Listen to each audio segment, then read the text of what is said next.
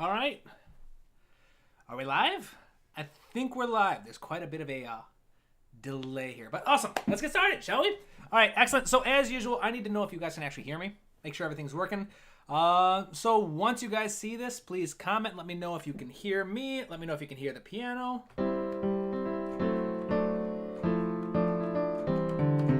All right, awesome. So Today, as long as I got people who can hear me, I'll wait for you guys' comments, but today we are going to be talking about something that doesn't get really all kind of the attention it probably should on this channel. We're going to talk about rhythm. We're talking about tempo. On the docket today, all right, Black Hole Studio, loud and clear. Wonderful. Thank you. Welcome. So on the docket today, we are going to talk about how to read time signatures, how to tell the difference between a simple, compound, and odd meter, and of course, how do we write grooves and rhythms for these. In particular, we're going to learn about writing in a drum kit and how to do a drum groove, the basics of that, and then how to transfer that or transform it into more of an epic kind of cinematic percussion. All right, so I guess we'll just get started, shall we? While we wait for people to get on. As you guys know, the typical flow of these things, it's a lesson. So the first half of this stream, or however long it takes, we're going to talk about this topic. And then once that's done, we'll jump into a Q&A.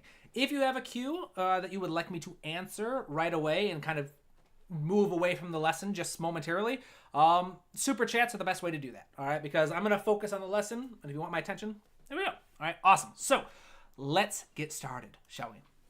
So the first thing we want to look at is the time signature, all right? So this is pretty basic. Time signature, you've probably heard of things like 4/4 time, 3/4 time. Sometimes if it's a weird kind of folk music, you might have 5/4 time. But time signatures are pretty simple to read. A time signature consists of two numbers. They're going to be two numbers. The top number equals the number of beats per bar. So in 4/4 time, it says each measure, each bar gets 4 beats. Whatever your tempo is, 120 beats per minute, that's 120 beats in 1 minute. Every bar gets 4 of those beats. The bottom number is going to essentially just be which note is equal to 1 beat. All right, so if you see a 4 at the bottom, well, actually we can just put this in. 4 equals quarter note.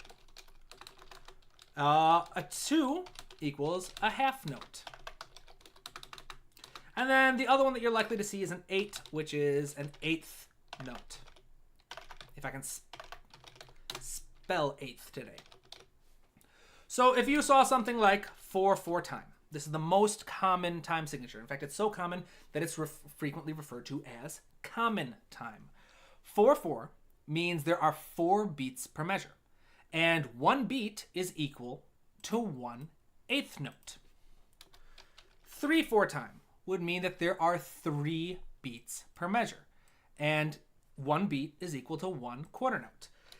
Things can start getting real freaky when we start going into something like 8/8 time, where there are 8 beats per measure, and 1 beat is equal to 1/8th note. This would typically be seen as something called an odd meter, but we'll get into that in a little bit. So if we were to visualize this in a track. And don't worry if you're getting bored by this, we won't be on this much longer. We're going to go into much more interesting stuff. So 4/4 time, our beat is a quarter note. There are 4 notes per measure. So if I start here, I turn on my metronome and we play 1, 2, 3, 4, 2, 2, 3, 4, 3, 2, 3, 4, and that's just how you would count the beat. If it is 3/4 time, you'll notice immediately our measures get cut down. There's only 3 beats, and the beat is still a quarter note. And you'll notice this has a slightly different feel to it. 1, 2, 3, 2, 2, 3, 3, 2, 3, 4, 2, 3, etc. So that's the basics of time signatures. And this is going to be important for us to understand moving forward, just because it'll give us a common language to talk about. So over here, I've kind of got my little cheat sheet of things that I want to talk about today. So we've talked about how to read time signatures. The next one is going to be teaching how to write grooves in a drum kit. So with a drum kit, however complex you want to get, there are 3 fundamental elements that you need. All right, the first one is the hi-hat and or the ride cymbal. Hi-hat's more common, ride can be used too, but it's a simple cymbal that has a quick attack and can have a very quick decay if need be. And these are used as timekeepers.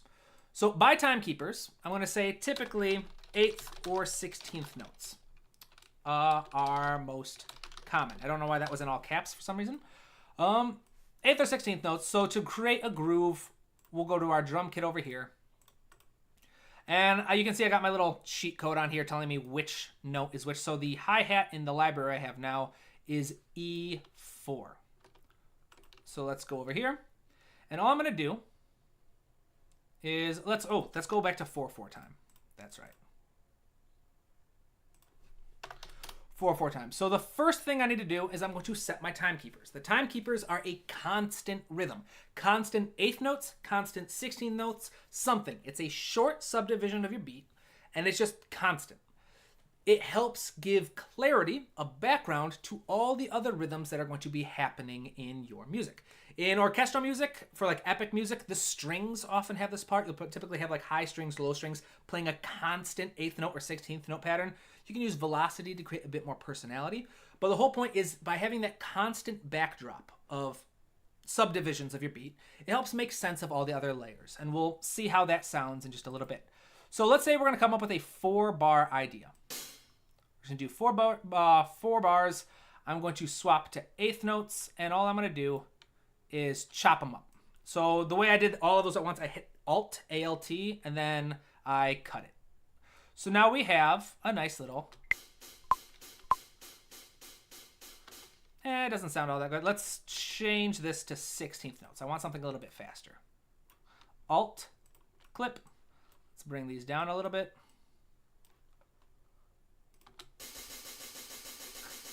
That sounds a bit too machine gunny, so let's go back to 8th notes again. So there's a little bit of experimenting around. Maybe I can change the tempo. Let's change the tempo to 120. See how that sounds. All right, so we've got that. It sounds like a good tempo for me. If you want more personality, you want to create something more interesting, there is always velocity, which is very important for creating grooves. Velocity is basically how hard you're telling your MIDI computer to actually hit the note. So if we bring this down, we're going to notice that it's going to sound much softer. If we bring it up higher, we're going to hear louder. It sounds like the drummer is hitting it harder. So one thing we can do is we can separate the strong beats from the weak beats. In 4/4 time, where's my notepad? In 4/4 time, beats 1 and 3 equals strong, beats 2 and 4 equal weak. And in 4/4 time, this just tends to be the general case. It goes on a strong, weak pattern on all levels. So if we look at these 8th notes, this note is stronger than this one. This note is stronger than this one. If we go into quarter notes, this beat is stronger than this one. This beat is stronger than this one. If you do the halves, the first half is stronger than the second half. On all levels, it follows strong, weak, strong, weak. So let's start with just the first note of each measure. And we'll raise the velocity just a little bit. We'll take all these others and we'll lower them a bit. Then we're going to take the third, which is beat 3. Remember, beat 3 is another strong beat. It's not as strong, though. So we're going to raise it so it's about halfway in between. See, it doesn't sound so much better already. All right, so we've got our timekeepers. The next one that we need is going to be our snare drum. The snare drum will typically play what's referred to as the backbeat or the weak beats. Now remember, I just said in 4/4 time, the pattern goes strong, weak, strong, weak. So if beats 1 and 3 are our strong beats, beats 2 and beats 4 will be our weak ones. Let me check my cheat code real quick. The snare drum is A4 in this. So we're just going to add quarter note, simple quarter note, 2 and 4, beat 2, beat 4, beat 2, beat 4, beat 2, beat 4. We're We're going to lower the velocity here a little bit. And here we go. Starting to sound like a groove, isn't it?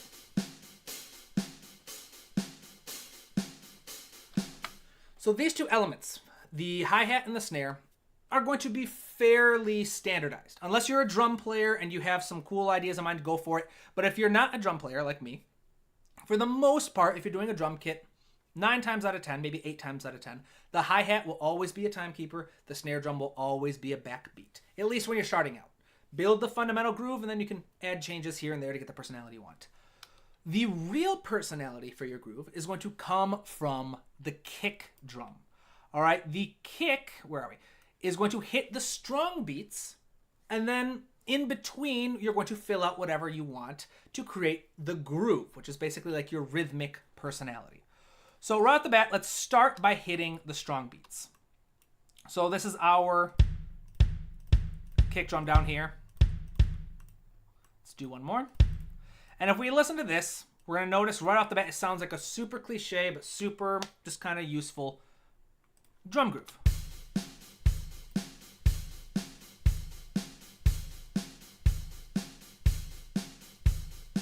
Right? Nothing special. So the next part is once we've got these 3 fundamentals, we've hit our strong beats, we've hit the back beats, we've hit the hi-hats, we can start to have fun with it. We can start to add the groove, which like I said is typically going to be in the kick. Now the groove, you can do, basically, you can treat it like a melody if you really want to. We can use sentence structure or period structure to help build a pattern that sounds interesting. Remember, sentence structure says you have a short idea, you repeat that short idea, you do a new idea, and then you find a way to end it. Period structure goes, you've got an idea, you come up with a new idea, you repeat the original idea, and then you just find a way to end it. So let's try sentence structure first, shall we? I am going to do a bit of the back beat here, the second half of beat 3, because really beat 1 is just the most strong, like the most important beat, so we don't have to worry about hitting 1 and 3 every time. Let's double this back here.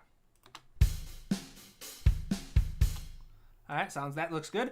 So sentence structure says that we would take this idea, we would repeat it, but this time we would add a little bit of variation.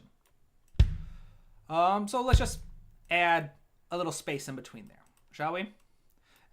And then we've got our main idea, a repetition of our main idea with a little bit of variation. Then we need a new idea. So I'm just going to get rid of the, let's try that. Just something random. And then we just find a way to end it. The simplest way to end it is just that simple beat 1 and 3.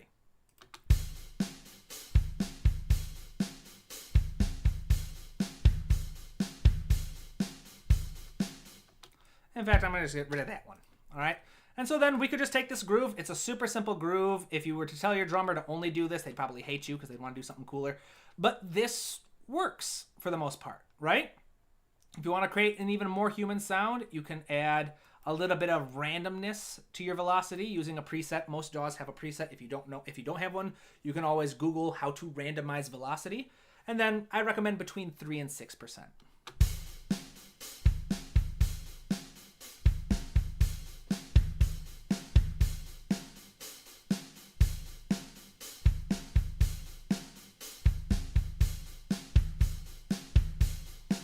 All right, super simple. That's the very, very basics.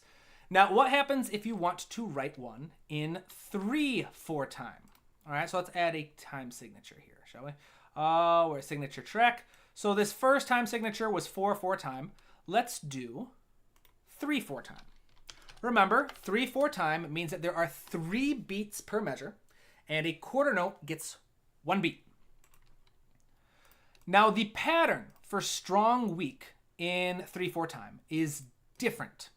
Where 4/4 time goes strong, weak, 3/4 time follows a pattern of strong, weak, weak, strong, weak, weak. All right. So again, we need our timekeepers. Let's just do 4 measures. Let's chop this up. Bring the velocity down a little bit. And remember, strong beats get played a little harder. And even on the level of like, even on levels of like 3-4 times, remember that the pattern is typically strong, weak, strong, weak. So even though it's strong, weak, weak, strong, weak, weak, those 2 weak beats, the first one tends to be a little stronger than the second one. So we can raise this just a little bit.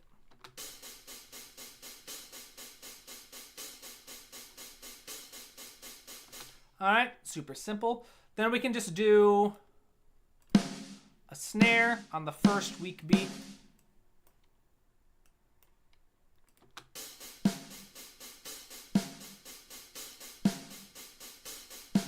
Or if we really wanted to, we could stretch this out as well.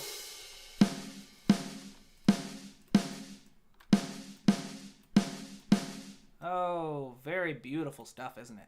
All right, here we go. It's got a little bit of pa kind of rhythm going. Pa pa. You can see why 3/4 time was very popular for dance music back in the days. So we hit the strong beats with our kick.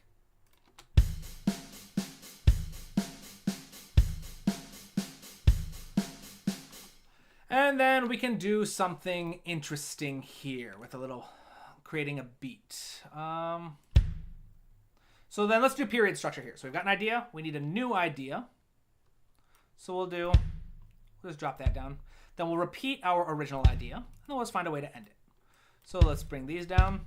And we've got a nice little beat.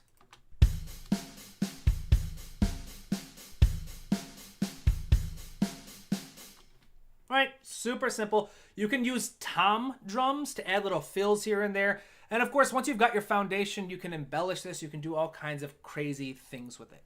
All right, any questions so far here? Let's see, Black Hole Stereo, loud and clear. Awesome, welcome, Big Alan. Tamashi, welcome, nice glasses. Thank you. Same glasses as always. I just went for a walk earlier, and I have transition lenses, so they turn into sunglasses when you're out in the sun. Didn't know the form can be applied to drums too. Can it also be applied to the whole piece, like AABA, ABA with the same rules? Oh yeah! Patterns like sentence structure and period structure can be applied on all levels. You can use them for arrangements, for like instrument choice and stuff. Remember that patterns form the DNA of music. So sentence structure and period structure just tend to be 2 very common patterns. That even if you're not aware of them, you'll tend to follow them just because that's what music sounds like to us as Western music listeners, Western European music theory, and film music and stuff. If you want a more in-depth video, I have a video called The Greatest Lesson I Can Teach. Super clickbaity video. It's one of my most watched videos. So you can learn from that. Do you have some advice on figuring out time signatures? I tend to have trouble figuring out when listening to tracks when I analyze. When you're analyzing music, so it depends on whether you're trying to analyze music or whether you're trying to figure out something the time signature is something you kind of improvised. My recommendation is to start off by trying to find the strong beats. All right, so whatever it is, if you can find, boom, strong beat there, 1, 2, okay, there's another strong beat here, another strong beat here. You're like, okay, so there's a strong beat every 4 beats or so. So if you can find the tempo, try to figure out what the tempo is. What can you tap your foot to? And then if you can find a certain beats, like the strong beats anywhere, that can help a little bit. So I guess that to kind of clarify that, I'd say step 1 is find the tempo. What can you tap your foot to while you're listening to this? Once you have your tempo, try to make a mark every time you hear something that sounds like a strong beat, something that feels naturally accented a little bit. And then from there, try to figure it out. The thing to be noted is that time signatures are not written in stone. It's not like an A. No, if you heard an A4, like the A above middle C in scientific pitch notation, doesn't matter what instrument plays it. If you hear that note, that's the pitch. All right? Time signatures are not written in stone like that. Same piece of music can be written using all different kinds of time signatures. The time signature is just a way of organizing the beats, organizing the notes to make it easier to read. So there is no one right time signature you can use for any individual piece of music. It's just the one that helps you understand the music and make it easier for you to read it the best. So hopefully that helps and isn't too confusing. So other than a 4/4 time, a 3/4 time, there's all kinds of really cool, weird meters we can get into. 4/4 and 3/4 are both what are called simple meters. A simple meter just means that the beats are divided by 2s.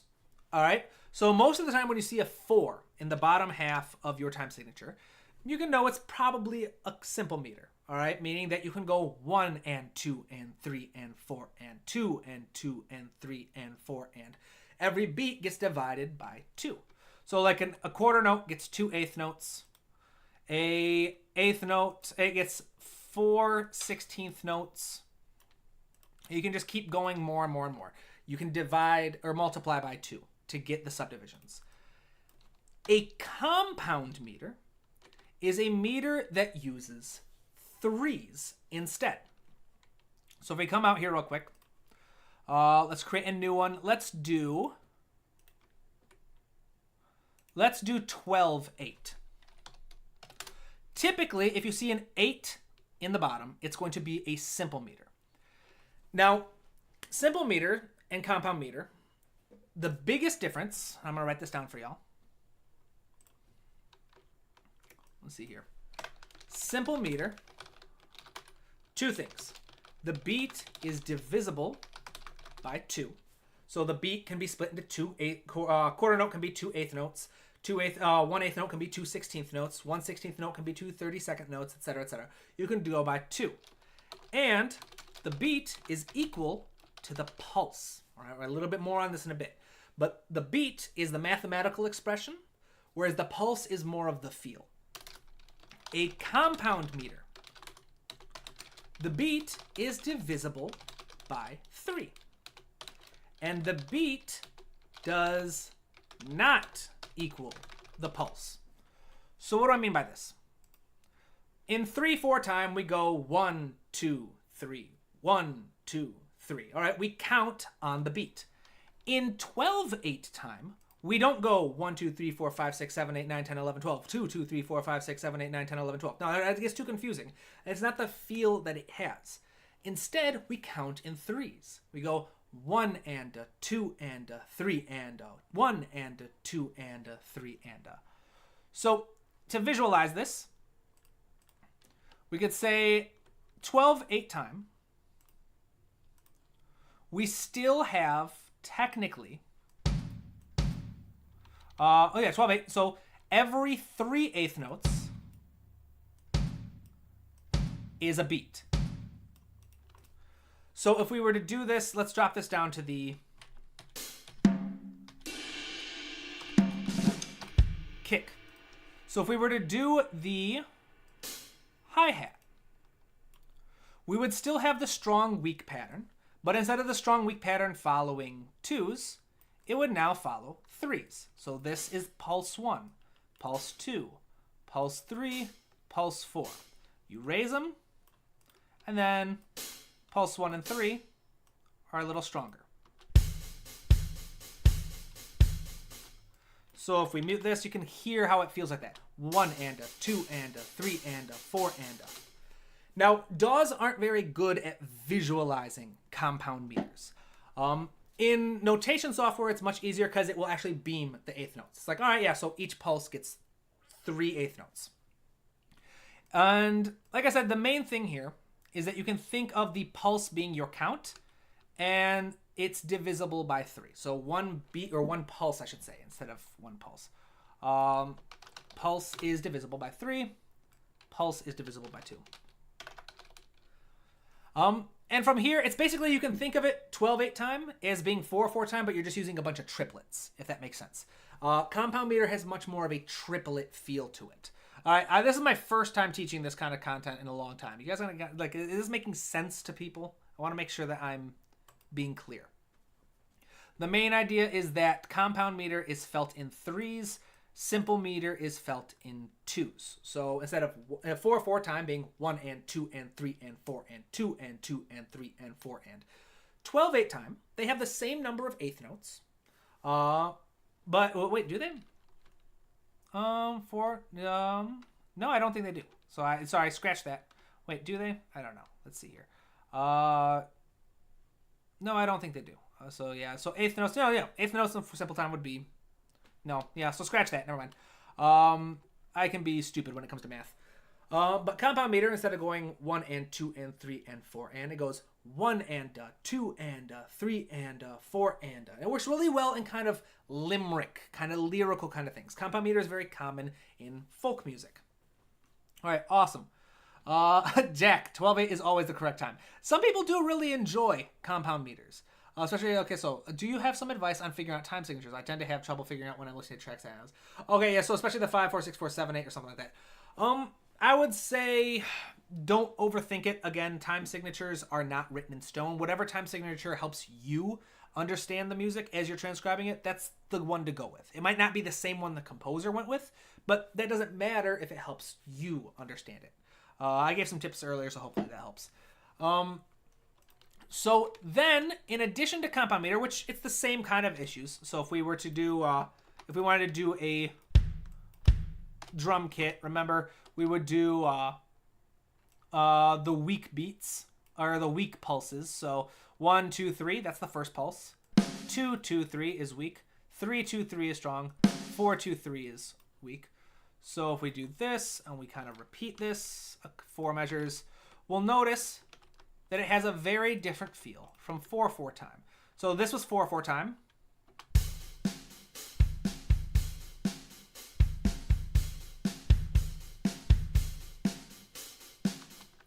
And this is our compound meter.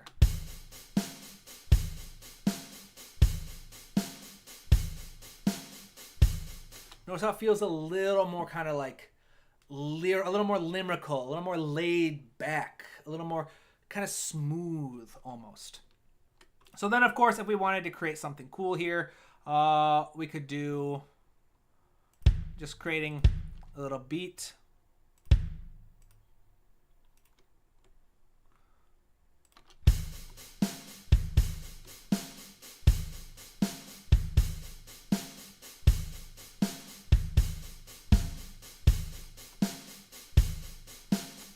And again, this is the most fundamental groove you can have. Hi-hat, snares on the backbeat, kick on the groove. Super boring stuff, but if you're a fundamentalist, you don't understand how to kind of, if you want to know where to start, this is a great place to start. So odd meters, the last one we'll work with, is an odd meter is a combination of compound and of simple and compound. So for example, 8/8 time. Same number of eighth notes as 4/4, but it is felt differently. So if we do 4 measures, I recently, for my most recent soundtrack, wrote a folk song that was in 8/8 time. And since it's a compound, remember, meaning that if it's an odd meter, meaning a combination of compound and simple meter, my first beat was my first 2 beats, my first 2 pulses, I should say, were in compound meter. And then my last one was simple. So if we get this feel again, we repeat this.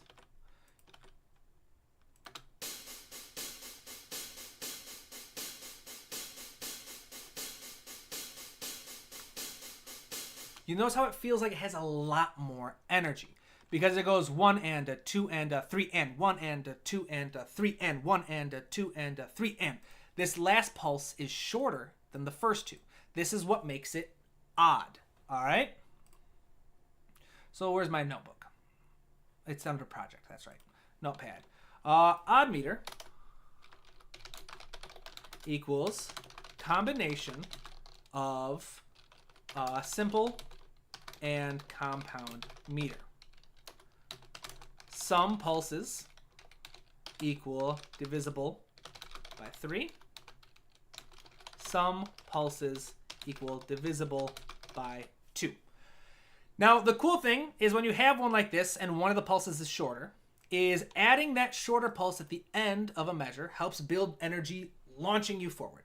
Having it towards the beginning helps slow things down. So if we had this initial one,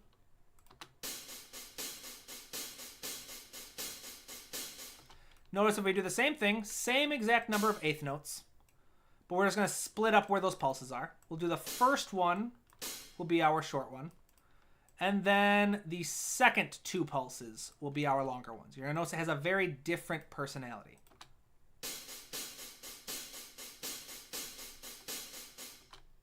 All right, let's hear them back to back. Nice little break. And now I will count them out loud with you so you can follow it a bit. 1 and a 2 and a 3 and 1 and a 2 and a 3 and little break. 1 and 2 and a 3 and a 1 and 2 and a 3 and a. All right, so it can get a little complex. You don't need to worry about this stuff. If you want to, you can explore with it. I would recommend looking up odd meters and compound meters in your own time. They are a lot of fun to work with, especially, like I said, folk music. On the guitar, when I'm writing folk music, I tend to gravitate towards odd meters just by default. That's just what my fingers tend to go towards. I don't try to force it. It just happens. That's probably the best way, is to practice these until they feel natural so you don't have to force them. So the last thing we're going to talk about in this little rhythm workshop is how to write grooves for the orchestra. All right? Now, the same basic rules apply, but for the meters, it's just a different instrument choices. So typically, let me pull up my cheat sheet here. We're going to have 3 basic fundamental types of cinematic percussion, if you're thinking like epic music. We're going to have our high drums and or sticks. These are going to play the role of your hi-hats. So let's just do this, chop it up.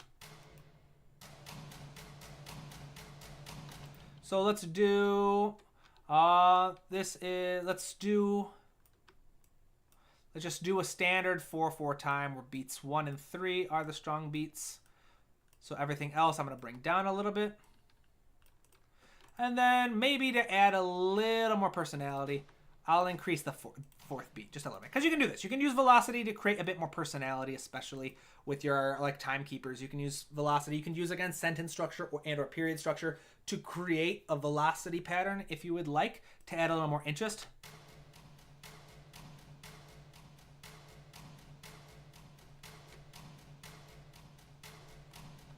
All right, so we've got our high sticks. This library I'm using, by the way, it's just Albion 1 and the drums.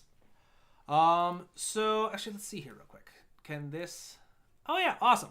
So we're going to layer this a couple times. We're going to bring this up.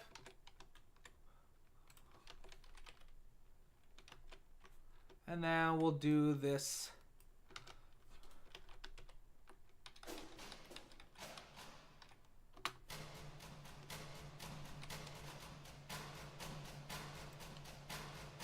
So we've got our nice little timekeepers. Let's add, again, a little bit of velocity. I'm going to go with 6% this time. And let's actually cut these a little shorter. Let's do 16th notes. I'm going to use another preset that I've made for just add a little more human performance in the tempo.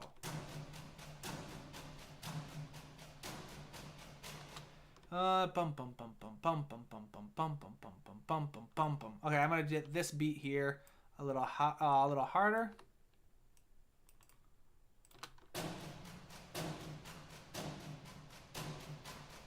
Let's do beat 2, actually. It's just me trying to do something fun, have some fun with it.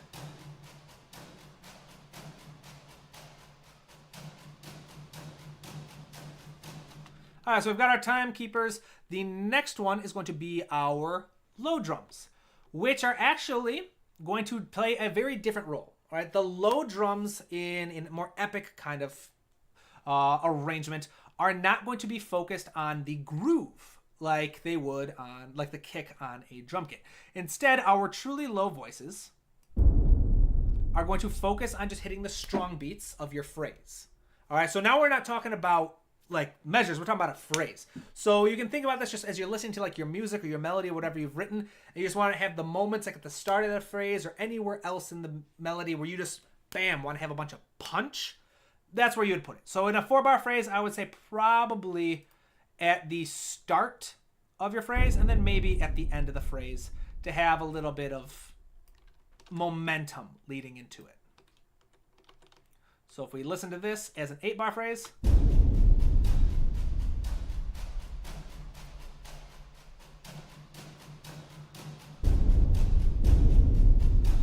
take this velocity, let's bring it down a bit. Is this half notes? Let's do quarter notes. Let's have these last ones be quarter notes to add a bit more momentum. Let's zoom in a little bit. And just like we did with these, since this library has multiple notes down here that you can use for this library, let's do a couple. We won't do as many because this can quickly get overly loud. So the last one, you've got your timekeepers, you've got your massive hits on the most important beats. The last one we're gonna do is we're gonna do that groove. All right, the same way we did for the kick drums, we're gonna do a groove, but this time with your mid things. So if this down here, this is like the big hits, the bass drums, the kind of room shaking sub bass drums. These are your sticks, sometimes hi-hats, whatever kind of high, crisp, quick sounds you want. These in the middle are going to be your like taikos, your toms, your big booming drums that can play fast rhythms, which in this library is around the middle C area. All right, so we're gonna hit the strong beats first. Then, we'll just stick with the first one. We could do thirds if we wanted. In fact, I'm going to do that in this one. So we have sentence structure, one idea. We need to repeat the idea. We'll have another one, and then we find a way to end it. So let's do, and we'll kind of repeat just something interesting. And then what was it? It was the and of 3.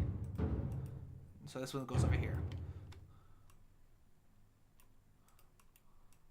And we'll come up with a new idea. All right, so we'll kind of get this. Let's listen to this real quick.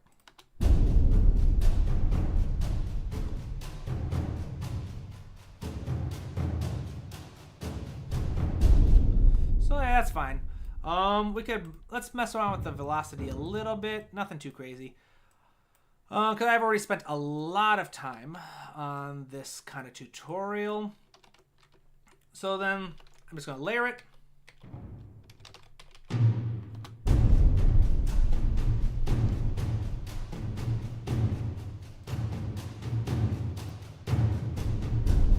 And then, yeah, this is the simplest, almost like lamest, epic beat you've ever heard, but it works.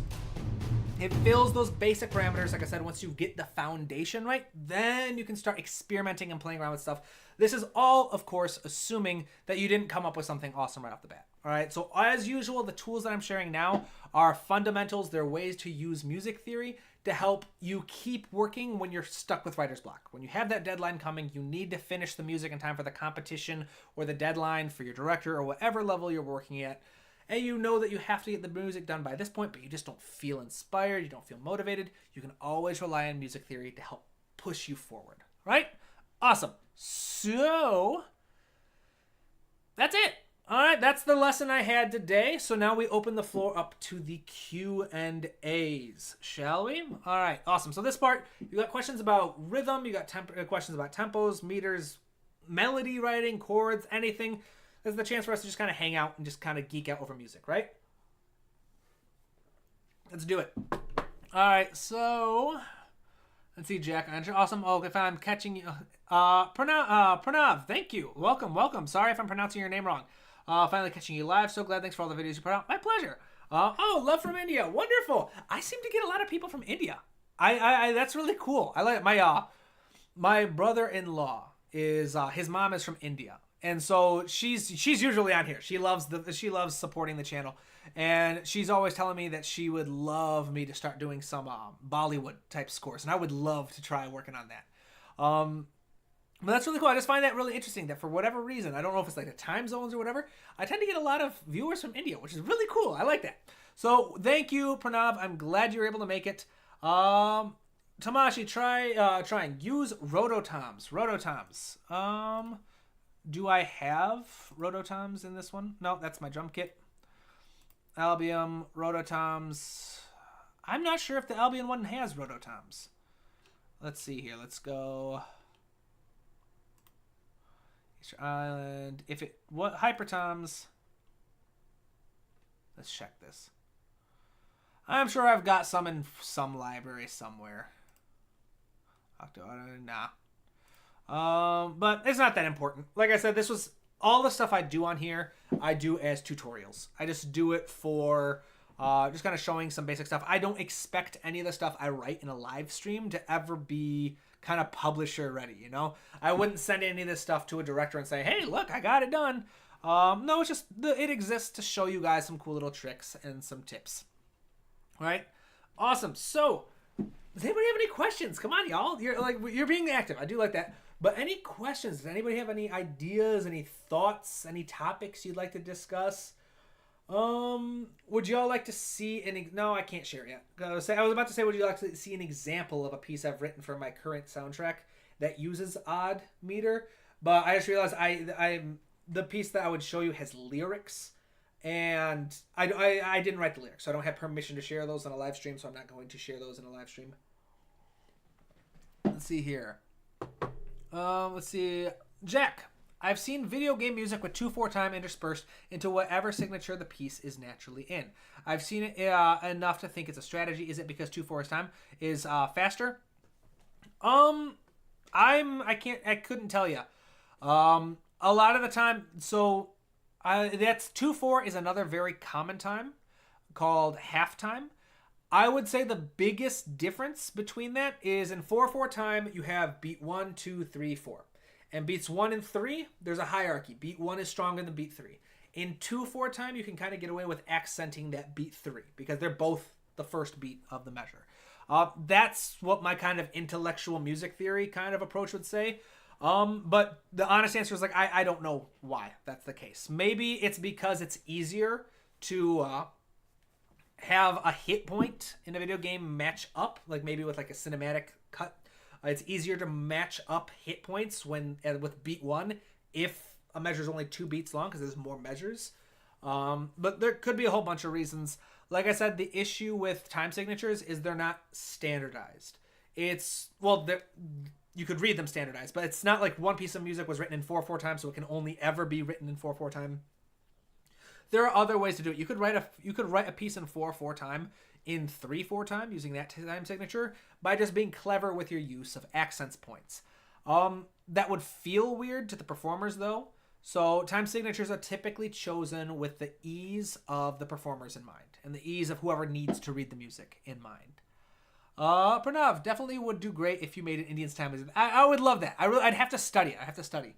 You should definitely check out the Indian classical music, a world of new possibilities for you to try out and create cool things. I would love that. Do you have any recommendations, Pranav? Do you have any resources, any pieces of music you would recommend I check out? I am always looking for new styles to explore with. Right now, not gonna lie, I am obsessed with electronic music. I am spending hours every day. That when I'm not working on my soundtracks, I'm spending like studying synths and learning how to make electronic music because Dune 2, I am obsessed with the soundtrack from Dune 2. I swear. Dune 2, the music from Dune Part 2 and the music from Across the Spider-Verse both have very similar effects on me, where I have never felt simultaneously so inadequate as a composer and so inspired. Because I listen to the soundtracks by Daniel Pemberton and Hans Zimmer, and I think, there is no way I could possibly write something like this. And that's the inadequate part. But the second part is like, yet. I couldn't write it yet, but I'm going to get there. I can't wait. I'm super excited. And so that's kind of the inspiration version. So right now, I'm really kind of obsessed with learning electronic music. And so a lot of my downtime is spent just studying synths and sound design and cool stuff like that. I'll make like weird noises with my mouth, just like shouting, making weird things, and see what it sounds like when I pitch it down, when I time stretch it, when I run it through some reverb, when I reverse it. Having a lot of fun just exploring different kind of tools. I recommend that to everyone. I recommend that when you're not writing music, you should always at least have some topic in music that you're studying, that you're exploring, whether it's writing lyrics or working with instruments you're not used to or working with odd and compound meters. You should have something that you're exploring and actively learning in addition to just writing. That's how you get better every day. Let's see here. My question is vague without. Okay, so let's see here. What about jazz grooves like swing? Oh yeah, so jazz grooves, swing. All swing is, and it's a little tricky. I don't use swing a lot in Cubase. All swing is it's the idea that your beats are not even. So if we were to do, the beat in 4/4 time. A very common example of swing time. Let's go here. So, where's my cheat sheet? Here we are. Cheat sheet, hi-hat E4. So in just a regular, oh, I've got it muted. In 4/4 time, no swing, you've got your beat like this. All right, very simple. Every beat is equal. With swing, let's see if I can add swing. Let's do 25%. You'll notice that the beats are no longer even. In fact, I believe it's beats 2 and 4 are going to be impacted most by swing. Or maybe not. Let's try this.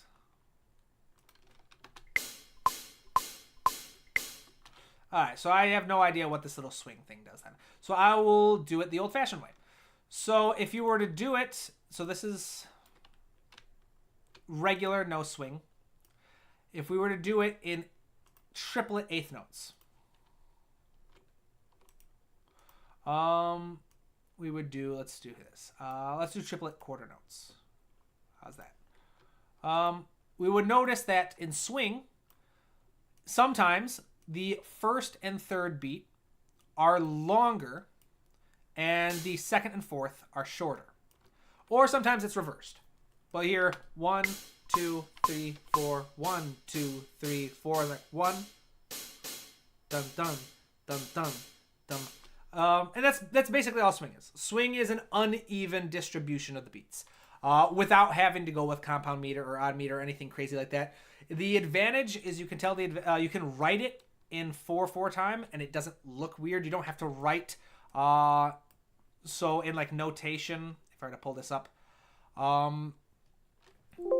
with swing, let me pull up finale here.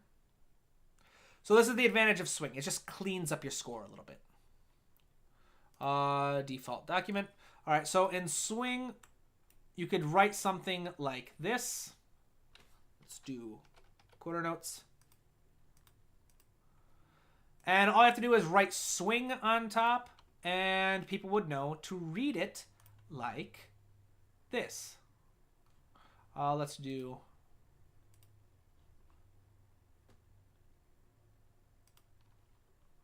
or how do I do this? Let's see here. Let's do, how would I do this? Basically, triplets. This is so weird because this is like I said, this is actually why an example of it. Why it's so much harder in. This is why people use swing, because it's easier than having to write it out, because it would have a very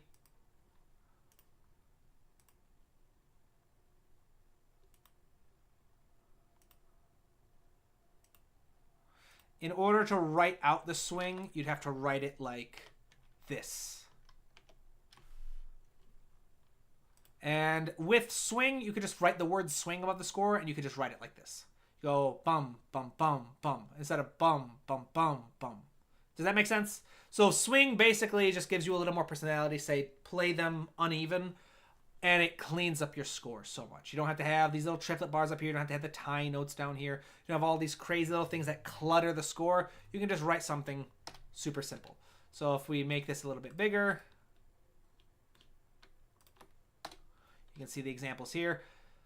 In swing, if we were to write this up here, just swing. Why is this window so tiny? Technique text, where is swing? Expressive text. No, that wouldn't be in, would it be in tempo marks? Yeah, swing. Here we go. So yeah, so if you write swing up here, it tells the person, all right, read this as if it were this. All right, and it's literally just that simple. It clarifies the how writing it. All right, let's see here. Oh, your help. Lots of questions that I missed. All right.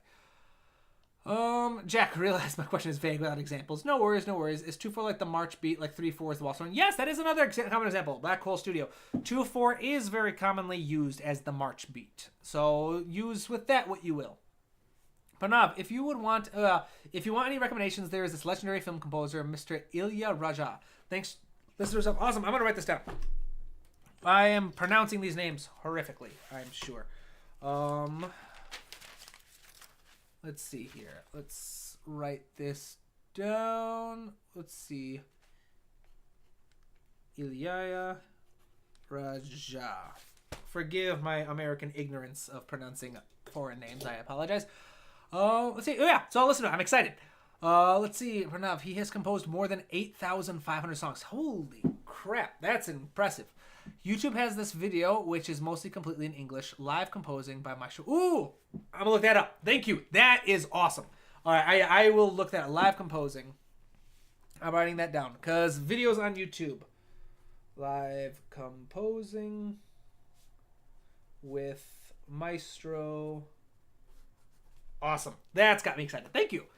Black Hole Studio. From the chord structure, the Dune soundtrack is easy and basic, but Hans Zimmer did such an amazing job in flavoring the basic chords. I completely agree that this is inspiring. Oh, definitely. Hans Zimmer is the master of turning simple ideas into masterpieces, right? That's what he does. Every score he has ever written, well, no, not every score he's ever written, but most of the iconic scores he's written are built off incredibly simple ideas. And his attention to detail and how those ideas are used, how they're developed, how the sound design is worked with, his sound palette choice, it's insane. Which it's a very German approach to music, classically speaking, from like the concert music, based on like the German schools of music, because German is a very consonant focused language, and music is heavily influenced by language because the one instrument everyone has is singing. So Italian composers, which Italian has a very high density of vowels, and vowels can be sung melismatically, meaning that you can sing a single vowel over multiple notes, like oh. All right, forgive my terrible singing. You can't really do that with a consonant. Can you imagine like it doesn't work, right? So with German, Russian, languages like that have a very high presence of consonants, those became very rhythmic, motivic types of music versus, say, like Mozart with a more Viennese approach, with like the Italian approach. I guess Viennese was Austrian, isn't it? So it's similar, but a very Italian style back in the concert music. The Viennese schools used a very Italian approach to music. Lots of long notes, very lyrical. Whereas you think of Beethoven's Fifth, bum bum bum bum. That entire opening movement is built off that one motif, and that's a very German approach. It's something that Hans Zimmer has a lot, where he has short motifs that get used geniusly. Now, I'm going to move on before I make a fool of myself. Let's see here. Cool. So, your help on melody writing did help me on a synthwave track I remade to spice up my melody and make it a tad more catchy. Awesome. That's great. See, this is what I love. I love sharing genre-neutral theory. All right, genre-neutral tools, because then no matter what kind of tool you want to do, like the period structure and sentence structure, it doesn't matter if you're writing hip-hop, sound design, lo-fi, folk music, whatever you're writing, those are patterns that appear so many different genres of music. And so it's helpful no matter what you want. That's why also the way I teach orchestration is predominantly focused on arranging techniques, especially my free classes. I haven't made an advertisement for myself yet. The Academy page for free classes. Speaking of genre neutral, learn about theory and harmony, writing chord progressions in a way that is genre neutral. Whatever kind of genre you want, you can use this. Same with the melody writing. I have 2 classes on orchestration. This one is instrumentation. So this one is focused on orchestral writing, but orchestration 2, fundamental arranging techniques. This is again genre neutral. It will teach you about arranging music no matter what genre you are working with. All right, so you've got these. These are 100% free. You can sign up. I've had over 100 students participate. There are frequently asked questions here. The reviews have been very wonderful. You can learn more about why I do this here. But if you are looking for going the next step and doing more advanced stuff, let's go to my bookshop. I have, also this book, in case you didn't see the announcement, this is my textbook. I wrote it about 2 years ago. It is getting published, but the publisher has had it for like 2 years and it's still not in print. All right. And sharing it as an ebook on my website does not violate any kind of contract or anything. So I've I'm keeping it up here. All right, awesome. Carson's is a very good book, so easy to understand, and tables are clear. Thank you, Carson. This book, 35 chapters, nearly 400 pages. I think it might have cracked 400 at the last editing of it. But it takes you through the very basics. Chapters 1 and 2 teach you how to read music, and then you start building on the basics of like major key harmony. Then you start going into melody writing and writing themes for characters and stuff like that. All the way to part 3 towards the end, you're learning how to write realistic orchestral mock-ups with your computer. And making it sound like a real orchestra, as close to a real orchestra that you can. So lots of really cool stuff here. This is, like I said, available on my website under the bookshop tab. And another book that I will advertise for myself is this one right here. I am particularly proud of these two books. This one, in particular, this book here teaches fundamentals. It teaches a lot of stuff about kind of how to write music, composing, stuff like that. It's buffering. Is my thing buffering? No. My view is buffering, but I'm not getting any notes. Okay, so it says the stream is healthy, so I'm assuming it's just on my end. But yeah, portraying emotions with music. This book, if it loads at all, my internet is so terrible. I don't know why. Let's see. Oh wait, no, is it? I don't know. It's telling me it's buffering. Is it buffering? I guess I'll see you guys in the comments complaining if it's buffering. All right, it says it's healthy again. All right, awesome. Well, yeah. So this book right here, this is something that made of techniques that I myself have invented. All right. And by invented, all I mean is I spent 6 years of my life training to be a therapist. It's buffering again. Let's see here. All right, well, people aren't complaining, so I'm going to assume it's fine. But yeah, so I took tools and methods for understanding emotions that therapists use and that I was trained to use, and applied them to music, because being a professional composer and having been a trained former therapist, I can see connections that most composers don't actually see. And so this book has received many reviews. Well, not the book necessarily. It's got 2, but they're both 5-star reviews. If you want to learn more about what is in this book, it is the ebook version of my class that unfortunately is not currently active. It might come back in the future, but my schedule's just gotten too busy. You can read all about the contents of the book. You can find out what is in each module, etc. And you can read all of the wonderful, wonderful testimonials that I have received for it. But that is that. That is, I am done with advertising for myself. All right, awesome.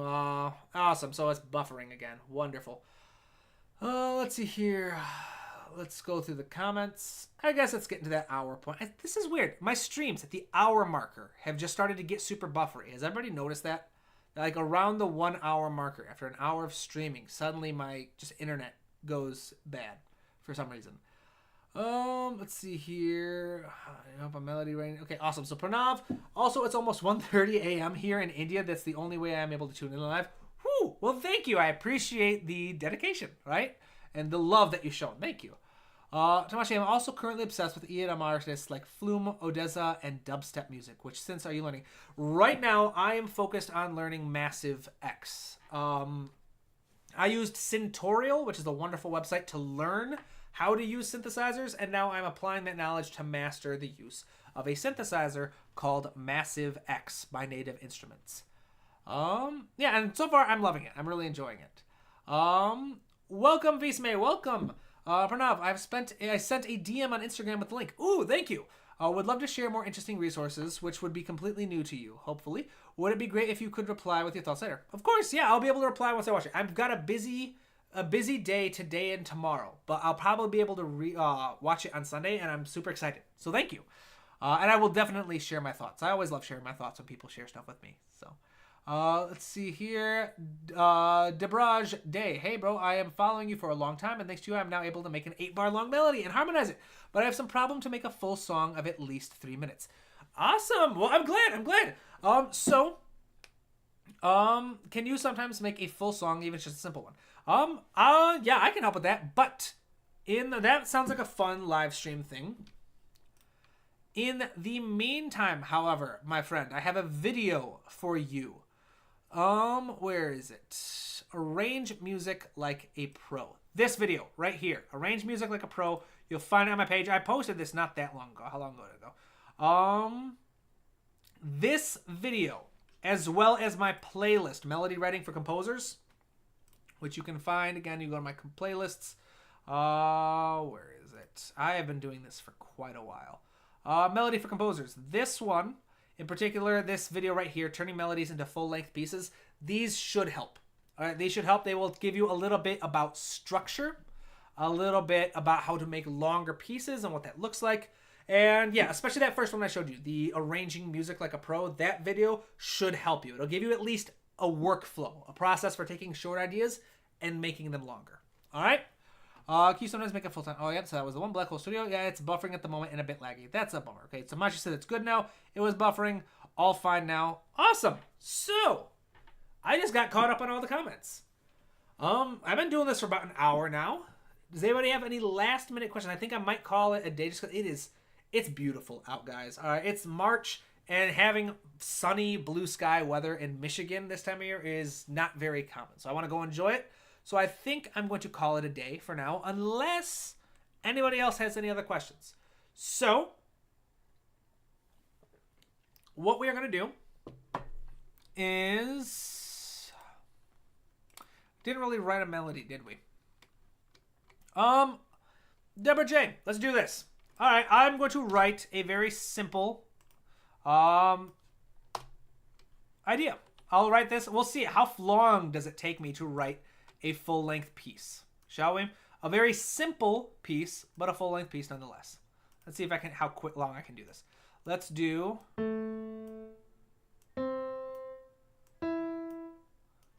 Of course, I'm defaulting to my favorite chord combination, A minor to D major. Let's do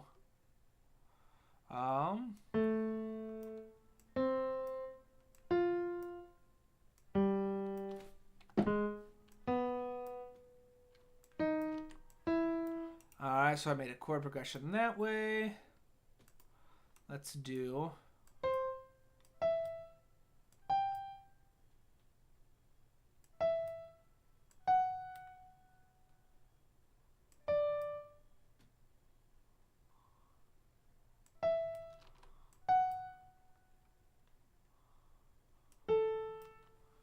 and then we'll do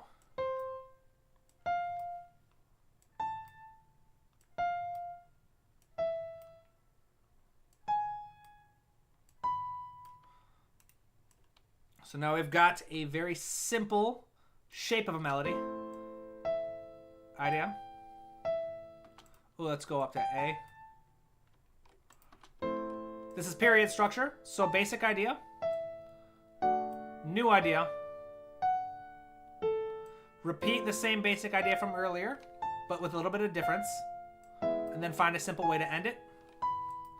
Next step, let's add a little bit of movement.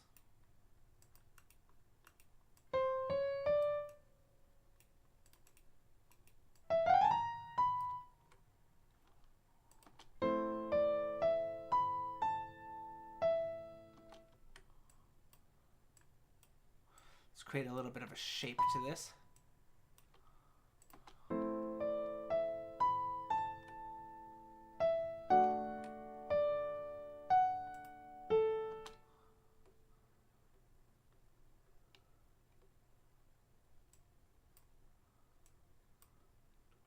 And then we'll add another little here.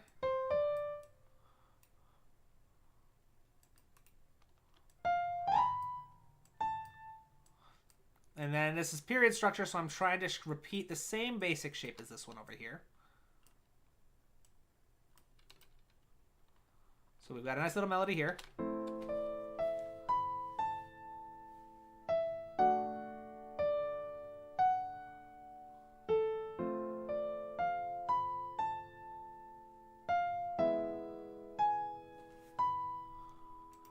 All right, so now that's one short little idea. 8-bar melody, it's fine. So now to arrange this, the next structure, or I would want to consider how to put this into a structure. And no, ideally, I would have all this figured out ahead of time.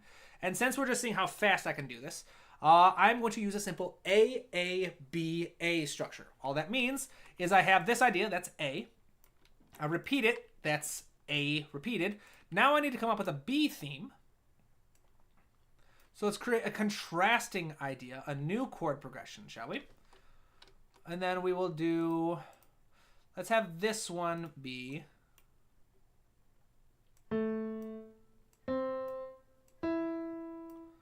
we'll go, has to do something new.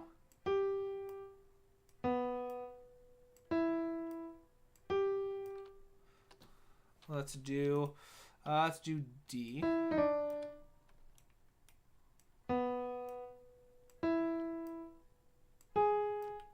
Let's see how this sounds.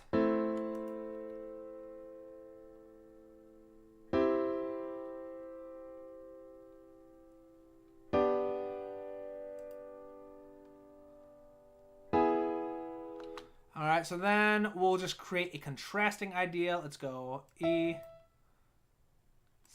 A.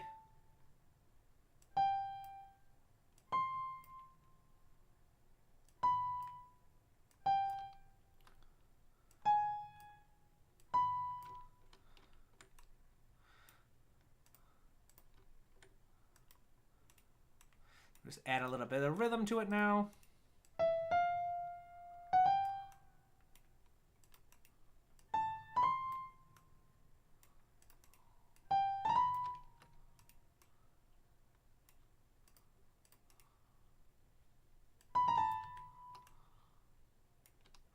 There we did it. So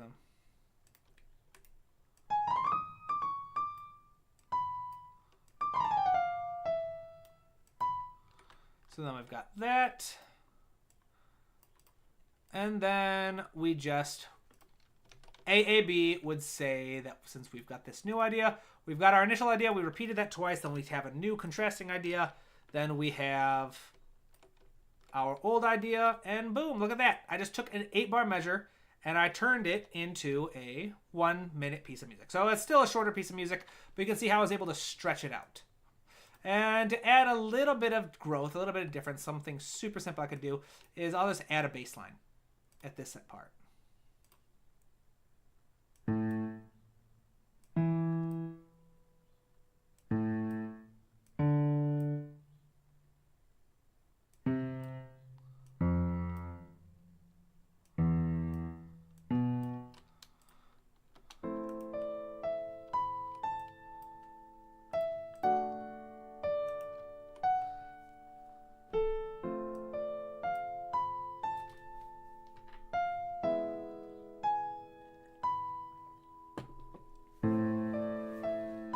Let's lower the velocity of this a bit.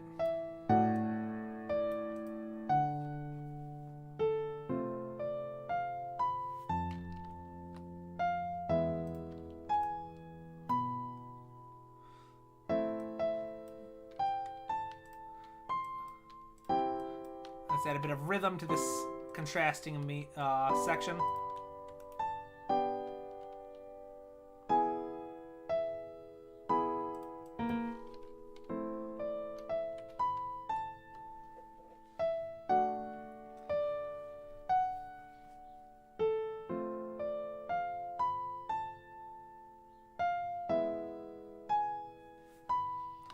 And then we could do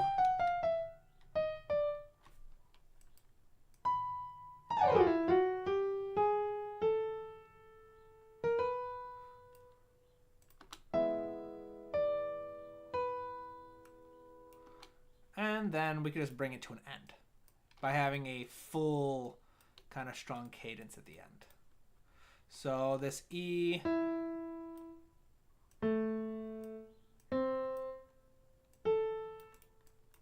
down a little bit.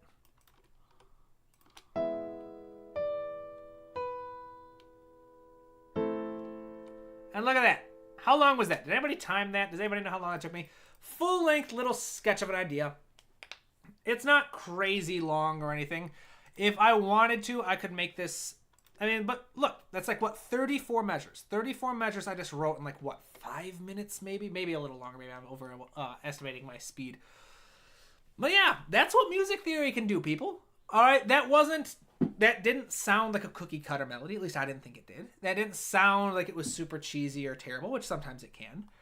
But knowing that I had a process, knowing that I had an approach I could take, and there wasn't a lot of high stakes on this. I wasn't trying to write a character theme. This didn't have to fit a scene or anything. I just had to write something. There are certain expectations that you can have for music that make it work really well. As long as you know how to make patterns with your chords, make patterns with your melodies, make patterns with your rhythms and stuff. There's a lot of cool stuff in there. I could keep developing this if I wanted to, actually. It'd be really, now I kind of want to orchestrate it, but that would take longer. If I were to figure this out and arrange it, I'd have to start loading a bunch of different tracks for arranging it. I'd have to start thinking about the types of layers. That could be a lot of fun. Maybe for the next live stream, right? Maybe for the next live stream. So one of the ideas for celebrating 30,000 subscribers, among the stuff like you guys want me to do tortilla recipe and stuff like that, one of them that I think would be really fun is the 30 melodies in a minute. About coming up with 30 different 8-bar melodies in 1 hour. I guarantee you I could do that. I guarantee it. Because, again, after a certain point, you can focus on the craftsmanship rather than the artistry. It'd be mass production of melodies, but they would all be functional melodies. All the same. Let's see here. Look forward to connect with you soon. Is buffering all right? So awesome. Is buffering off? Find out. Now, at the moment, I got no questions left. A lot to think about this 1 hour Q&A. A lot of questions answered. Awesome. Just awesome, dude. Really loving these live streams every week. Thank you. I do, too. I really, really do look forward to these live streams. It's a lot of fun. How much pre-planning do you have before writing a new track? It depends. So for like example, sometimes I do a crazy amount of pre-thought. So I'm going to pull up scoring projects for my current project that I'm working on. I have composing journals.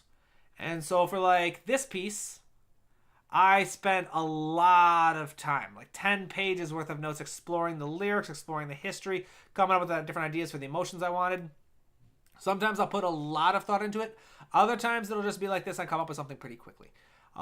It depends on my goals for the music and how inspired I am feeling and the time of the music. Just different. So it depends. So it can range from spending like a couple weeks focusing on trying to figure out the right sound for a character theme to just cranking something out in like 5 minutes here. Again, it depends on whether I'm doing something for practice or doing something because it's part of a job and I have to hit deadlines, or doing something because I genuinely want to do something artful and I have the time to do it.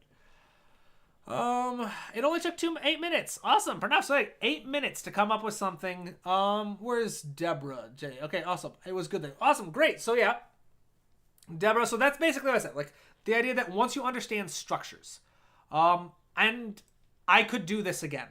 I could do this entire thing again. I could say, all right, this is my new A section. Now I'm going to create a B section. I'm going to do the same thing, another 34 measures of AABA or maybe ABAB kind of thing, where I come up with a new melody, a new key. And then after that 34 measures, I repeat this. And that's how I would get a full-length piece. When you want to create longer pieces of music, it really comes down to your structure and your approach. Most music has some kind of structure. Now you can use classical structures and concert music structures like sonata form, rondo form. You can use more common pop kind of forms like this one. AABA is technically, I believe, a rounded binary form is what some would call it. But then in kind of film music, the form and structure comes from the scene and what is happening on screen and how you need to use it. But at the end of the day, structure, essentially, at the most bare bones description, can be the number and order of themes you use. So do you have like 4 themes, 5 themes, and what order do they appear in? That's your structure. And so giving a little idea ahead of time of how to do that, that's how you're going to do it. So again, watch that arranging video. It's going to help a lot.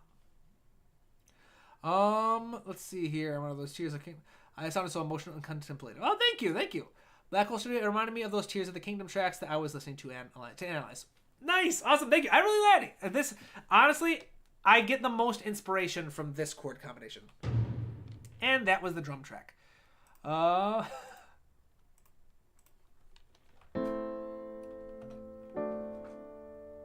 Like that A minor to D major. I just love that chord combination. It doesn't have to be A minor to D major. It has to be a minor 1, to a major 4. So like we do E minor to an A major. It's the same kind of sound.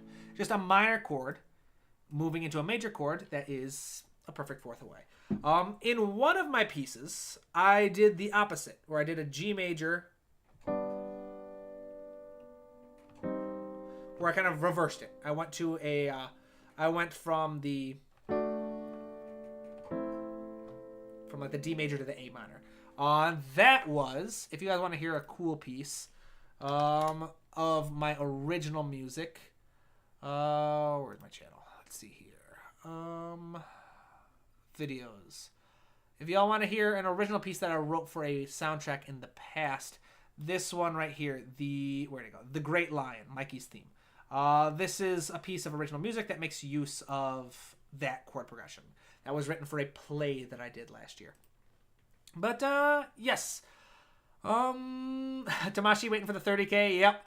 One last question. What is the software you're using right now? This is Cubase. All right, so for my DAW, a digital audio workstation, I use Cubase 9.5 Pro. It's a bit older, but I like it, and I know it really well, and it does everything I need it to do, so far I haven't had a reason to upgrade. My notation software that I use for arranging my music, because I like to sketch an idea, so if I were to do this, I would take this sketch, and then I would move it into Finale, and I would focus on arranging it here, and then I would bring it back into Cubase to do like sound libraries and stuff. My sound libraries, this one is the Gentleman from Native Instruments. Alright, that's a little cheesy thing. It's gonna bother me that I didn't do the chord.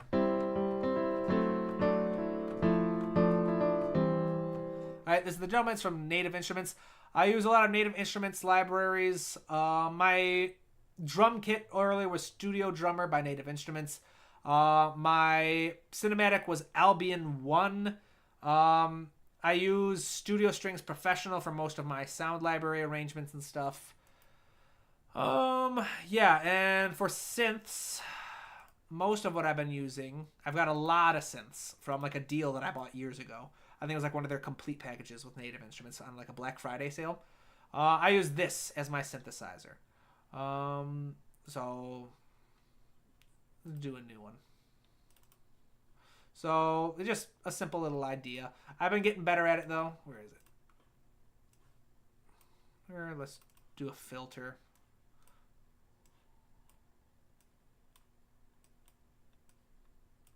I like this. I like Massive X because it's semi-modular. You get to set up your own designs.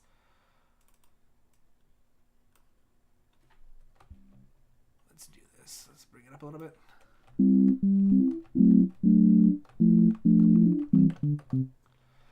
Let's add a little bit more of an attack. I like let's make it a sustaining instrument.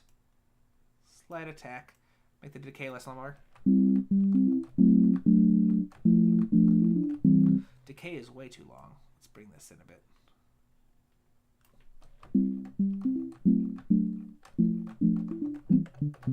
Anyways, so yeah, I use a lot of different software. Let's see. Then Cube Black Hole Studio. Uematsu often uses just A-B structure. Chocobo theme, for example. Interesting. Yeah, lots of composers have their own different structures that they kind of gravitate towards. A lot of film composers, again, like John Williams, will use more classical structures here and there, but most film music can't afford to use traditional structures just because if you write like a sonata form and try to force it onto a screen, it's not gonna work. The structure in film music comes from the story and from the story and the scenes. If you want to learn more about that, you can watch. I've got multiple playlists all about film scoring. Let's see here. A minor and D minor are my favorites. Ooh, Black Hole Studio. A minor, D minor. That is a good one.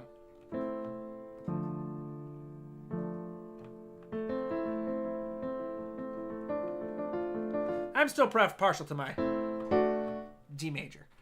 Let's see here. Is Dorian sound right? Yeah, Dorian. Yep, A minor to D major. That's Dorian. A very standard Dorian sound. Massive has a visual thingy. Massive X does. So Massive X is the upgrade, like the newer version. Massive, which I also have, is the original. Both very powerful. Where is it? Instrument tracks. Oh yeah, it was synths, massive. They are different synths. This is massive. Very intimidating. They're both very intimidating. But I'm taking my time getting through it. I believe Massive also has a routing page. Where is it? Routing, where you can watch it here. It's you don't get to like draw it in or anything. Let's see here. Fun fact, once a film director has gotten music composed by a different composer and has it even shot the music videos with lip sync, later for some reason he couldn't use it and it was helpless. Funny. Once a film director had gotten music composed by a different composer and had even shot the music videos with lip sync, but later for some reason he couldn't use it and it was helpless. That's interesting. He almost had to discard the footage, but he came to Mr. Ilya Raja seeking help. Mr. Ilya Raja composed a whole new album with completely different lyrics, which would still... That is impressive. That is very impressive. It matched up with the lip sync movement. All right, awesome. I'm excited to read about this guy. Tamashi. Oh, Tamashi's loving the romantic cadence. Oops. That's massive. Sorry, that scared me.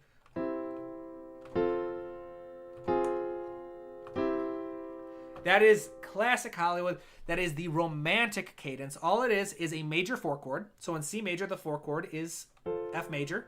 Then you go to the minor version of it. And then you go back home to the 1 chord. It's the romantic cadence. It's very frequently used in Golden Age Hollywood to like end big romantic movies and stuff. It's a lot of fun. But awesome, yeah. So I had a lot of fun. I think my highlight of this stream was coming up with this little ditty in 8 minutes, is what Pranav said. Maybe next week. I would not be against... Oh, well, next week. Next week has to be... I would not be against orchestrating this and arranging it live in a future stream. But next week is a quick announcement. Next week is the live music feedback. The last stream of the month. Actually, no. Maybe I will do this next week. Because I can't stream on the last Friday of March. Because I'm leaving town. And I won't be able to stream. But maybe I'll do the live music review next Friday, like some other day than Friday. I don't know. I'll put a poll out on Instagram. Follow me on Instagram if you want to vote about whether this next Friday I should do a live feedback review, or if I should arrange this little idea live. If it's not the live music review next week, then it would be a different day of the week other than Friday that I would do it. Probably like Wednesday or Thursday that I would do a live stream and listen to your guys' music. But I'm going to call it a day, guys. So thank you very much. Oh, 1 second. Tomashi says use F minor 6. So let's go. Let's. Yeah. Ooh, I like that. So F major, then go to F minor, but you're going to add the 6th, which means like the D. And then that is nice. I really like that, Tamashi. Thank you for sharing. For visualization for people, that would be F major.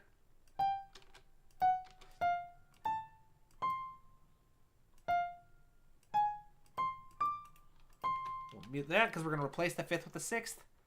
And then.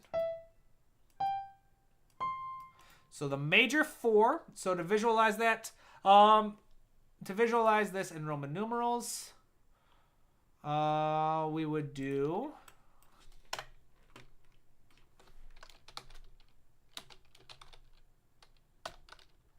So we'll go...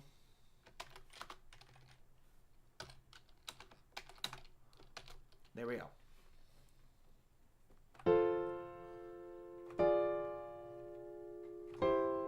I like that. That's a lot of fun. Thank you for sharing that, Tamashi. That's beautiful. All right, so thank you, everybody. I hope you have a wonderful day. And, yeah, I'll see you in the next stream. All right, bye-bye.